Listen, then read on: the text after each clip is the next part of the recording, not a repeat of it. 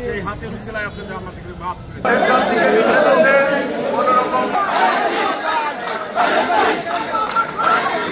আমাদের দেশনেত্রী বেগম খালেদা জিয়া এবং আমাদের দলের মহাসচিব মির্জা ফখরুল ইসলাম আলমগীর এবং স্ট্যান্ডিং কমিটির সকল সদস্যকে আমি বিশেষভাবে ধন্যবাদ জানাচ্ছি, কৃতজ্ঞতা প্রকাশ করছি। তারা আজকে আমাকে ফরিদপুর ৩ সদরে নমিনেশন দিয়ে আমাকে যোগ্য মনে করেছে, আমাকে নমিনেশন দিয়েছে। আমি এই দলের জন্য, ভারপ্রাপ্ত চেয়ারম্যান তারেক রহমানের জন্য এবং দেশনেত্রী বেগম খালেদা জিয়ার জন্য বাকিটা জীবন আমি কাজ করে যাব। দেশের মানুষের ভালো করব, কল্যাণ করব এবং উপকার করব। সেই রাজনীতি ইনশাল্লাহ সামনে আমি করব। আপনারা দোয়া করবেন।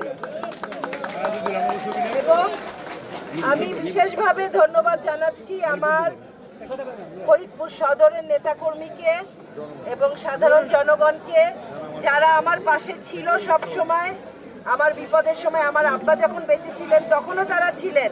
আমার আব্বা মারা যাওয়ার পরে, আমার আব্বা চলে যাওয়ার পরে, তারপরেও এই নেতাকর্মীরা আমার এই বিপদের সময় আমার পাশে ছিল এবং এখনো আছে।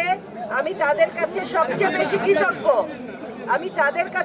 বেশি কৃতজ্ঞ। আজকে তাদের সমর্থনের জন্যই, ভালোবাসার জন্যই দল আমাকে নমিনেশন দেওয়ার জন্য যোগ্য মনে করেছে।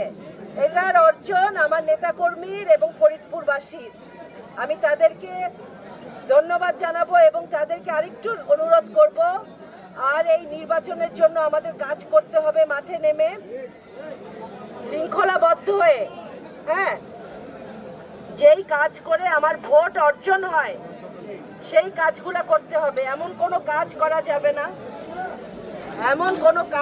যাবে না যাতে যেখানে আমার ভোট কমবে সেই কাজ আপনারা করবেন না। হ্যাঁ, জনদুর্ভোগ, মানুষের সাথে রাগারাগি, চিল্লাচিল্লি, মানুষের সাথে অত্যাচার, জুলুম অত্যাচার, এই ধরনের কাজ আপনারা করবেন না ফরিদপুর সদরে।